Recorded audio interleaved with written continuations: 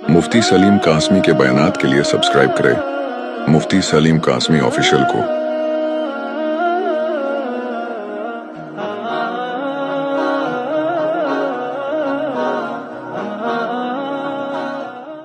अगर कोई उठाएगा तो वो ऐसा ही है जैसा कि सूरज को चिराग दिखा रहा हो या आसमान पे थूकता हो। अगर कोई आसमान पे थूकने की कोशिश करेगा तो किस पे थूकेगा? खुद अपने आप पे थूकेगा वो। तो इसी तरीके से 1450 साल की तारीख गवाह है कि जिसने भी मजहब इस्लाम के ऊपर उंगली उठाई, कुरान मजीद पर उंगली उठाई, अल्लाह के नबी की शरीयत पर उंगली उठाई, उसमें कजी और जो है नुक्स निकालने की कोशिश की, उसकी खुद की जात जो है इबरत का निशान बन गई। लेकिन अफसोस किस बात पर होता है? अफसोस इस बात पर होता है कि जिन लोगों के पास ये कामिल और मुकम्मल मजहब है वो दूसरों के मजहबों को रश्क की निगाह से देख रहे हैं, वो दूसरों के कल्चरों को जो है रश्क की निगाह से देख रहे हैं, लालच की निगाह से देख रहे हैं, और गोया ज़बान हाल से ये बतलाना चाहते हैं कि काश हम भी होते तुम में से तो तुम्हारी तरह खुशियां मनाते, काश हम भी होते तुम्हारे जैसे तो हमारे लिए भी वो चीजें हलाल होती जो तुम कर रहे हो। तो अल्लाह तबारक व तआला ने ऐसे ही लोगों के मुतालिक इरशाद फरमाया जगह जगह कुरान मजीद के अंदर कि यही लोग हैं जो खसारे वाले हैं, नाकाम हैं, नामुराद हैं, दुनिया में भी और आखिरत में भी। वमन यतवल्लहुम मिनकुम फइन्नहु मिनहुम इन्नल्लाह ला यहदिल कौमज़ ज़ालिमीन, कि वो लोग जो यहूद व नसारा की यानी मजहब इस्लाम को छोड़कर दूसरे मजाहिब की तरफ ललचाई हुई निगाह से देखेंगे तो अल्लाह तबारक व तआला ने इरशाद फरमाया वो लोग उन्हीं में से हैं, वो लोग उन्हीं में से हैं। और अल्लाह तबारक व तआला ऐसे लोगों को, जालिमों को हिदायत नहीं देता, जालिमों को कामयाब नहीं करता। आज उम्मत मुस्लिमा जिन हालात से दो चार है, ऐसे हालात तारीख में कभी पैदा नहीं हुए जैसे हालात आज के दौर में चल रहे हैं। पूरी दुनिया का ये हाल है, और ये कोई अटपटा हाल नहीं है या कोई अचानक ही नमूदार नहीं हो गया ये हाल हमारा, बल्कि 1450 साल पहले अल्लाह के नबी सल्लल्लाहु अलैहि वसल्लम ने इसकी पेशीन गोई कर दी। हाँ, आपके मौजिज़ात में से है कि आपने बहुत से वाक़यात की पेशीन गोई कर दी है, कि अल्लाह का एहसान है कि अल्लाह ने हमें पहले ही बतला दिया है, मगर हमारी गफलत का नतीजा है कि हम ज़लील व ख़ार हो रहे हैं। अल्लाह के नबी सल्लल्लाहु अलैहि वसल्लम ने इरशाद फरमाया, हज़रत सौबान रज़ी अल्लाह तआला अन्हु से मरवी है कि अल्लाह के नबी सल्लल्लाहु अलैहि वसल्लम ने इरशाद फरमाया कि अनकरीब वो ज़माना आने वाला है, अनकरीब वो ज़माना आने वाला है कि तुम्हारे ऊपर अग़यार, दूसरी कौमें, दुश्मन तुम्हारे ऐसे टूट पड़ेंगे जैसे कि खाने वाले प्याले पर टूट पड़ते हैं, खाने वाले प्याले पर टूट पड़ते हैं। तो एक सहाबी ने अर्ज किया, अल्लाह के रसूल क्या हम लोग उस वक्त तादाद में कम होंगे? क्या तादाद में कम होंगे कि जालिम हमारे ऊपर जुल्म करेगा? तो अल्लाह के नबी सल्लल्लाहु अलैहि वसल्लम ने इरशाद फरमाया कि नहीं, तुम्हारी तादाद कम नहीं होगी, तुम्हारी तादाद कम नहीं होगी, बल्कि तुम्हारी हैसियत समुंदर के झाग की तरह हो जाएगी। कि होता तो बहुत है मगर उसमें वजन नहीं होता, होता तो बहुत है। आज मुसलमानों की तादाद देख लो आप, गिन नहीं सकते, कीड़े मकोड़ों की तरह मुसलमान पूरी दुनिया के अंदर, वसाइल के एतबार से भी, क्वालिटी के एतबार से भी, क्वांटिटी के एतबार से भी, हर एतबार से दुनिया की नज़र में मुसलमान खूब हैं और खूब तर हैं, लेकिन फिर भी उनकी हैसियत समुंदर के झाग की सी है। एक सहाबी ने पूछा, अल्लाह के रसूल ये क्यों कर होगा, ऐसा क्यों कर होगा? तो अल्लाह के नबी सल्लल्लाहु अलैहि वसल्लम ने इरशाद फरमाया कि उस वक्त तुम्हारे अंदर एक बीमारी पैदा हो जाएगी, तुम्हारे अंदर एक बीमारी पैदा हो जाएगी। साहबा ने पूछा, अल्लाह के रसूल वो बीमारी क्या है? तो फरमाया वहन की बीमारी। पूछा वहन क्या चीज़ है? तो अल्लाह के नबी सल्लल्लाहु अलैहि वसल्लम ने इरशाद फरमाया मौत का खौफ और दुनिया की मोहब्बत, मौत का डर और दुनिया की मोहब्बत ये तुम्हारे अंदर पैदा हो जाएगी, जो तुम्हें जो है दिन ब दिन बुज़दिल से बुज़दिल बनाती चली जाएगी, और तुम्हारा खौफ और तुम्हारी हैबत جو دشمنان اسلام کے دلوں میں تھی وہ ختم ہو جائے گی اس کی وجہ سے۔ آج دیکھ لو امت مسلمہ عمومی طور پر دین سے غافل کیوں ہے؟ مثال کے طور پر ہم نمازوں سے دور کیوں ہیں؟ ایک تاجر کے پاس نماز پڑھنے کا وقت کیوں نہیں ہے؟ اس کا عذر سنیے تو وہ یہی بتائے گا کہ تجارت کا نقصان ہو جائے گا، تجارت کا نقصان ہو جائے گا۔ دیگر احکام کے متعلق ہم غفلت میں کیوں پڑے ہوئے ہیں، دین سے دور کیوں ہیں؟ اس کی وجہ نکلے گی دنیا کی محبت، اس کی وجہ نکلے گی دنیا کی محبت۔ اب دنیا کی محبت کو کچلیں گے، اس کا آپریشن کریں گے تو پتہ یہ چلے گا کہ فقر و فاقے کا ڈر، دنیا کے پیچھے رات دن ایک کیوں کر رہا ہے، کیوں بھاگ رہا ہے، خون پسینہ ایک کیوں کر رہا ہے، اللہ اور اللہ کے رسول کی نافرمانی کیوں کر رہا ہے؟ اس لیے کہ اس کو ایک ڈر ستا رہا ہے۔ وہ ڈر کیا ہے کہ کہیں میں فقیر نہ ہو جاؤں، کہیں میں فقیر نہ ہو جاؤں، بھوکا نہ مر جاؤں، کہیں میں روڈ پہ نہ آ جاؤں۔ جبکہ بنیادی طور پر یہ سبق دیا گیا تھا لا الہ الا اللہ محمد رسول اللہ، کہ نہیں یہ کوئی معبود سوائے اللہ کے، نہیں یہ کوئی معبود سوائے اللہ کے۔ کیا مطلب؟ نہیں یہ کوئی خالق اور مالک سوائے اللہ کے، نہیں یہ کوئی رازق، نہیں یہ کوئی مالک الملک سوائے اللہ کے۔ ہر چیز ان اللہ علی کل شیء قدیر، ہر چیز اللہ کے قبضہ قدرت میں ہے۔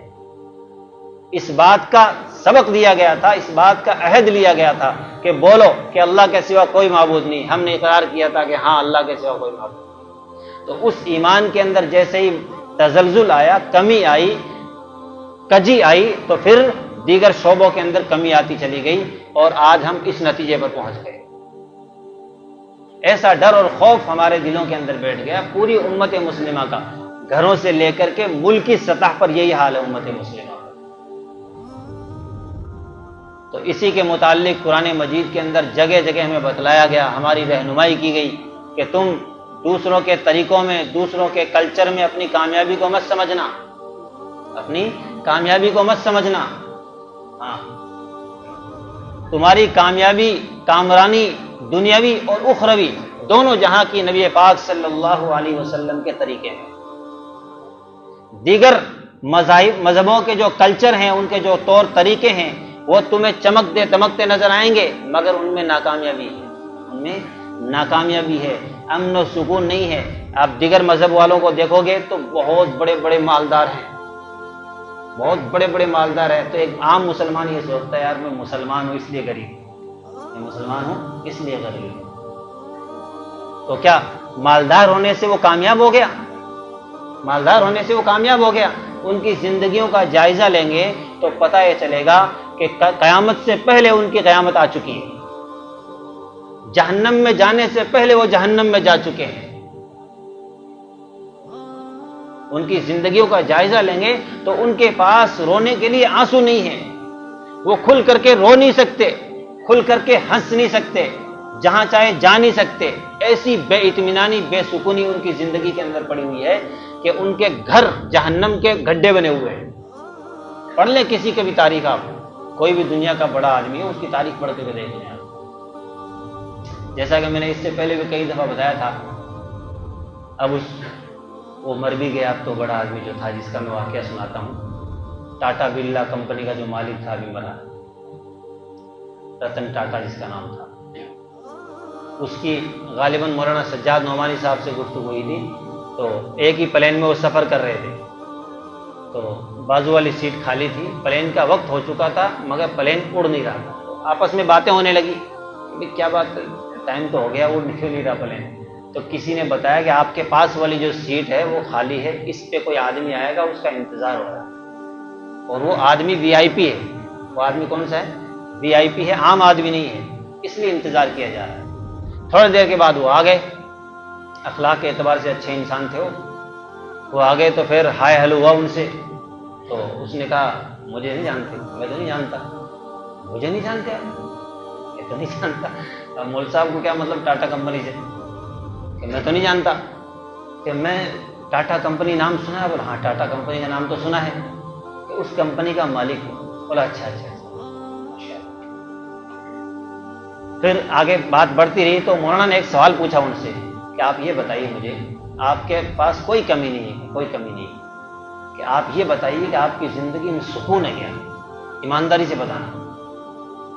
تو اس ٹاٹا کمپنی کے مالک کی آنکھوں میں آنسو آ گئے، آنکھوں میں آنسو آ گئے، رونے لگ گیا، اور بڑی مشکل سے اس نے کہا کہ مولانا اسی بات کی کمی ہے ہمارے پاس، اور کسی بات کی کمی نہیں ہے، اور یہ کمی پوری ہو ہی نہیں سکتی اگر پوری دنیا کا مالک بنا دیا جائے۔ اللہ کے نبی صلی اللہ علیہ وسلم کا ارشاد ہے جو بالکل 100% نہیں، 200% نہیں، 1000% برحق ہے، کہ آپ نے فرمایا کہ ایک انسان کا پیٹ قبر کی مٹی کے علاوہ کوئی چیز نہیں بھر سکتی۔ قبر کی مٹی کے علاوہ اگر پوری دنیا کا مالک بنا دیا جائے، ایک اور دنیا کا مالک بنا دیا جائے، پھر بھی اس کا پیٹ نہیں بھر سکتا، اس کو صبر نہیں آ سکتا، اس کو سکون نہیں مل سکتا، وہ تیسری دنیا کی تلاش میں لگ جائے گا۔ انسان کا پیٹ تو قبر کی مٹی ہی بھرتی ہے۔ اس کا اور واضح الفاظ میں مطلب سمجھ لیں، اللہ نے قرآن میں فرمایا الا بذکر اللہ تطمئن القلوب، کان کھول کے سن لو، دلوں کا سکون تو اللہ نے اپنے ذکر کے اندر رکھا ہے، دلوں کا سکون تو اللہ نے اپنے ذکر کے اندر رکھا ہے۔ تو الحمدللہ اللہ نے ہمیں کامل اور مکمل مذہب عطا فرمایا، ایسا مذہب جس سے دل سکون پا جاتا ہے، جس سے پیٹ بھر جاتا ہے، جس سے آدمی کو زندگی کے اندر ایسا محسوس ہوتا ہے کہ میں جنت میں ٹہل رہا ہوں، اور ایسی چھاپ چھوڑ کر کے وہ دنیا سے جاتا ہے کہ رہتی دنیا تک کے لیے وہ ہمیشہ ہمیشہ کے لیے زندہ ہو جاتا ہے۔ وَلَا تَقُولُوا فِي سَبِيلِ اللَّهِ أَمْوَاتٌ بَلْ أَحْيَاءٌ وَلَٰكِن لَّا تَشْعُرُونَ، کہ وہ لوگ جو اللہ کے نام پر شہید کر دیے گئے یا شہید ہو گئے، وہ کیا ہیں؟ بل احیاء ولکن لا تشعرون، وہ لوگ زندہ ہیں، تم لوگ شعور نہیں رکھتے اس بات کا۔ تو اللہ تبارک و تعالیٰ نے ایسا پاکیزہ اور مکمل کلچر ہمیں عطا کیا ہے، مگر افسوس ہماری ایمان کی کمزوری کی بنیاد پر، دین سے دوری کی بنیاد پر، دین سے روگردانی کی بنیاد پر آج ہم کشمکش کا شکار ہیں، آج ہم کشمکش کا شکار ہیں، حالانکہ ہمیں اللہ نے اوروں کی ہدایت کے لیے بھیجا تھا، آج ہم خود ہدایت کے متلاشی ہیں۔ اللہ نے ہمارا نام کیا قرآن کے اندر ذکر فرمایا؟ خیر امت۔ کیوں؟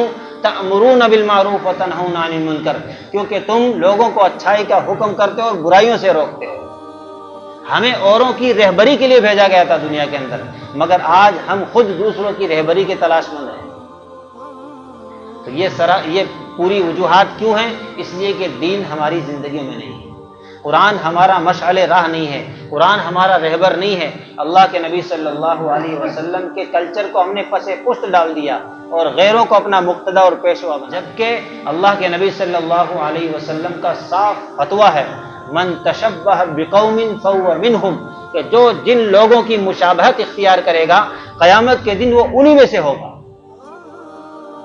وہ انہی میں سے ہوگا۔ حلال چیزوں کے اندر، عبادات کے اندر تشبہ سے بھی بچنے کا حکم دیا گیا ہے۔ اللہ کے نبی صلی اللہ علیہ وسلم نے ارشاد فرمایا کہ آج 10 تاریخ محرم کی تم روزہ رکھو، تم روزہ رکھو۔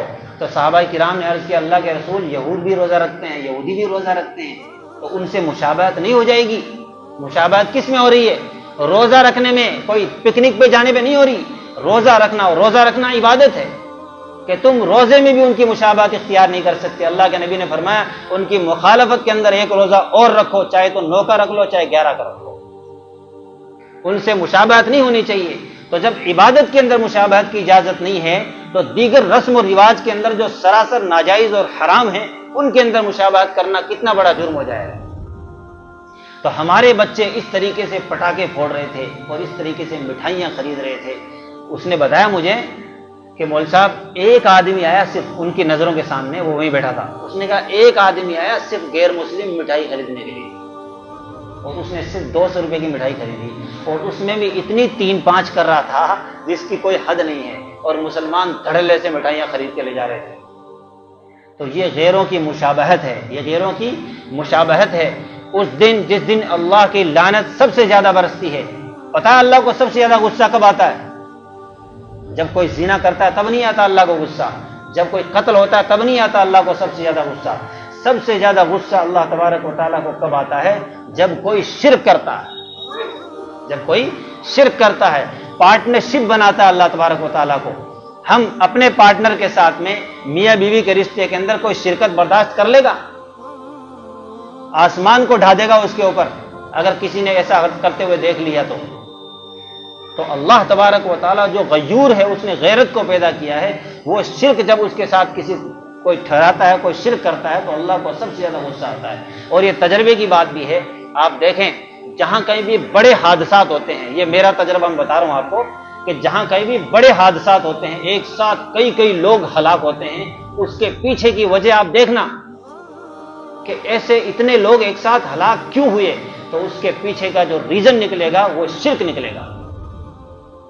اس کے پیچھے کا جو ریزن، بڑے بڑے ایکسیڈنٹ ہوتے ہیں، بڑے بڑے حادثات ہوتے ہیں، کہیں آگ لگی، کہیں کچھ ہو گیا، تو اس کے پیچھے کا ریزن کیا نکلے گا کہ وہ لوگ شرک کر رہے تھے۔ ایک دفعہ میں نے ایسا بھی واقعہ پڑھا اور سنا، کافی سال پرانا ہو گیا، کہ وہ سارے مرنے والے مسلمان تھے، وہ سارے مرنے والے مسلمان تھے۔ تو میں اپنے آپ سے ایک سوال کرنے لگا، میں نے کہا تمہارا نظریہ تو یہ ہے کہ شرک کرتا ہے جب ہوتا ہے ایسا حادثہ، تو آج ایسا کیوں ہو رہا ہے؟ حالانکہ یہ کوئی مسلمہ بات نہیں ہے، میں تجربہ شیئر کر رہا ہوں آپ کے سامنے۔ تو پتہ یہ چلا کہ وہ بھی کسی درگاہ پہ جا رہے تھے۔ درگاہ پہ جانا گناہ نہیں ہے، لیکن وہاں عام طور پر 99% لوگ شرک کرتے ہیں، اللہ کے علاوہ کو، غیر اللہ کو سجدہ کرتے ہیں، اس لیے اللہ نے جو ہے اپنے غصے کا اظہار فرمایا۔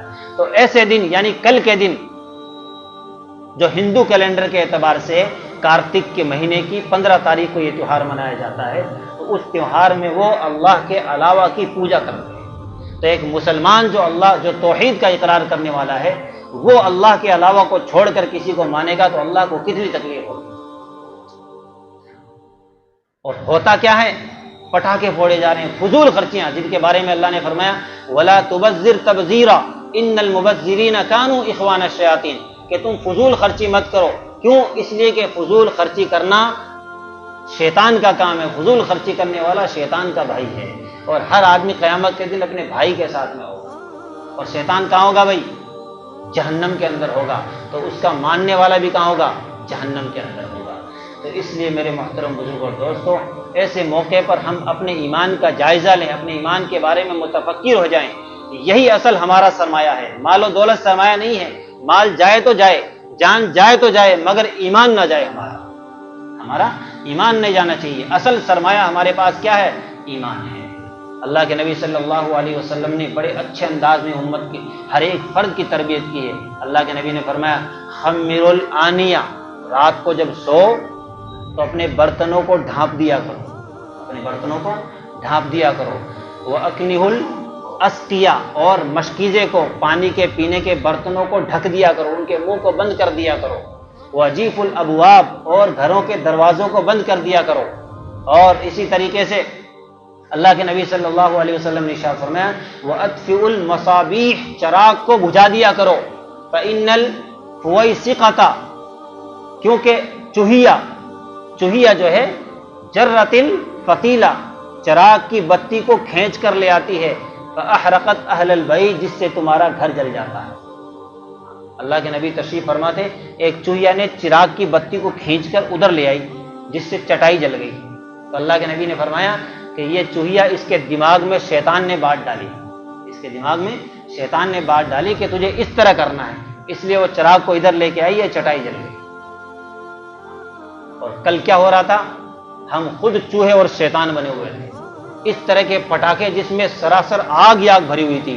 ابھی تھوڑے دن پہلے کا حادثہ ہے، دہلی کے اندر پٹاخوں کی دکان میں آگ لگ گئی، پتہ نہیں کتنے لوگ زخمی ہو گئے، کوئی مر بھی گیا ہوگا بیچارہ۔ تو ایسا تیوہار جس کے ماننے والے خود اس کو برا مانتے ہوں، ایک مسلمان جس کو اللہ نے خیر امت کا فرد بنایا، وہ اس طرح کا عمل کرتا ہے، تو اللہ تبارک و تعالیٰ کو کتنا غصہ آتا ہوگا۔ تو اس لیے میرے محترم بزرگ اور دوستوں، یہ حالات اس وقت تک نہیں بدلیں گے جب تک کہ ہم اپنا کلچر نہیں بدلیں گے۔ اللہ کا صاف جو فرمان ہے ان اللہ لا یغیر ما بقوم حتی یغیروا ما بانفسہم، کہ اللہ تبارک و تعالیٰ اس قوم کی حالت کو نہیں بدلتا جو قوم خود اپنی حالت کو نہ بدلے۔ تو اس لیے میرے محترم بزرگ اور دوستوں، ہمیں نمازوں کا اہتمام کرنا ہے، اور نمازوں کے ساتھ فرائض کے ساتھ نوافل کا بھی اہتمام کرنا ہے۔ حالات اسی بات کا تقاضا کرتے ہیں کہ اس وقت ہماری کوئی تہجد بھی نہیں چھوٹنی چاہیے۔ حالات اس بات کے متقاضی ہیں کہ ہماری نماز نہیں بلکہ تہجد کی نماز بھی نہیں چھوٹنی چاہیے۔ اسی طریقے سے گناہوں سے توبہ اور استغفار کرنا ہے، اور خوب صدقہ اور خیرات کرنا ہے۔ اللہ کے نبی نے فرمایا کلوا واشربوا وتصدقوا والبسوا، کھاؤ پیو، اچھا کھاؤ، اچھا پہنو، اور اسی طریقے سے خوب صدقہ کرو، کیونکہ صدقہ بلاؤں کو ٹال دیتا ہے۔ تو حالات کو بدلنے کا ایک ذریعہ کیا ہے؟ صدقہ کرنا، نماز پڑھنا، روزہ رکھنا، اللہ سے رجوع کرنا۔ تو یہ تمام اعمال ہم اپنی زندگی کے اندر لائیں گے تو انشاءاللہ حالات صرف ہمارے گھروں کے نہیں بلکہ پوری دنیا کے بدل جائیں گے انشاءاللہ۔